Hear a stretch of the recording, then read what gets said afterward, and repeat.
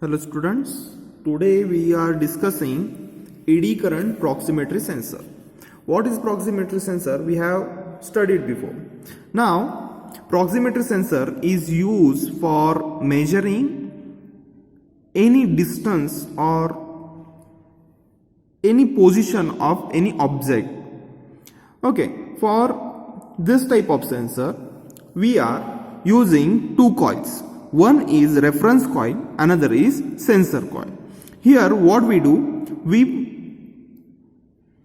we conduct or we measure the distance or position of a conducting object, any conducting object, not only magnetic or ferrous material, any conducting object or any conductor, we can check the position of that material.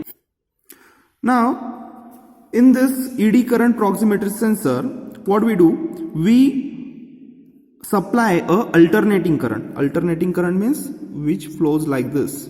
This is called alternating current, and this type of current is called as direct current.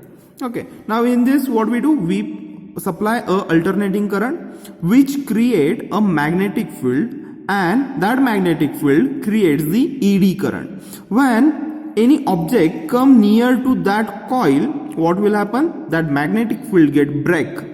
Okay, and that magnetic field will alternate the voltage or current, and that is sensed by this coil, and this coil give you the position or presence of that conducting object.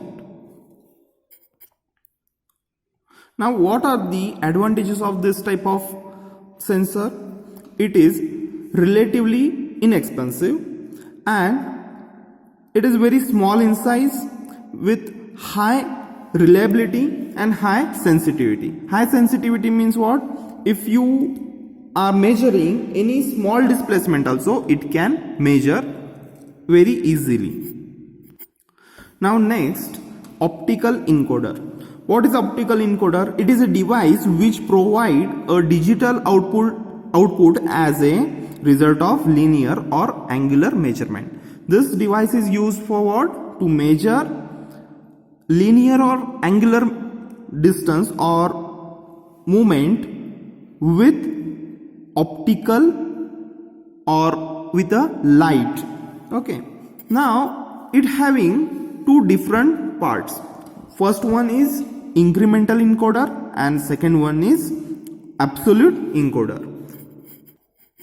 Now we will see what is incremental encoder. Now in this, if you see this diagram, there is one disc which having slots on its periphery, and one sensor is provided over here which produce LED light or which produce a light beam, and one any suitable light sensor which can sense the light. Now if we rotate a disc, what will happen? Light is coming from here and the light is sensed by this, but if we rotate within the slot, light will not reflect again back to its sensor, so the pulse will get generated. So how many pulse are getting generated by what angle, that we can measure by this kind of setup. This is called as incremental encoder. Here we will see how absolute encoder works. Now here if you see, this device is also used to measure angular displacement, and it consists of rotating disc fixed over the shaft whose angular position is to be determined.